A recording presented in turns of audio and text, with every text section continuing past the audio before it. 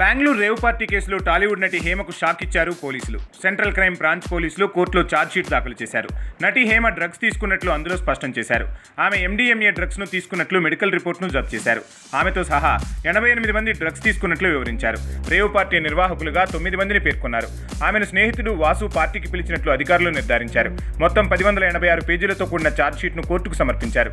అయితే మీడియా వల్లనే తన పేరు ఛార్జ్షీట్లో పెట్టారని హేమ ఆరోపించారు. డ్రగ్స్ కేసులో తన పేరు వచ్చినప్పటి నుంచి హేమ తనకు తాను సెల్ఫ్ క్లీన్ చిట్ ఇచ్చుకుంటూ వస్తున్నారు. పైగా అంతా మీడియానే చేసిందని ఫైర్ అవుతున్నారు. ఆమె మీద కేసు నమోదైంది నిజం. మా అసోసియేషన్ ఆమె సభ్యత్వాన్ని కూడా తాత్కాలికంగా తొలగించిన మాట వాస్తవం.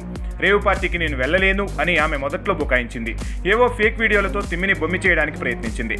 చివరకు బెంగళూరు పోలీసులు ఆమె ఫోటో కూడా విడుదల చేసి పక్కా ఆధారాలతో సీరియస్ అయ్యేసరికి ఇక వెళ్లి లొంగిపోయి తర్వాత బెయిల్ తెచ్చుకుంది. మళ్ళీ ఇప్పుడు తాను డ్రగ్స్ తీసుకోలేదని చెబుతోంది. మరి పోలీసులు చెప్పింది నిజమా, హేమ చెప్పింది నిజమా? ఇదే ఇప్పుడు సోషల్ మీడియాలో హాట్ టాపిక్.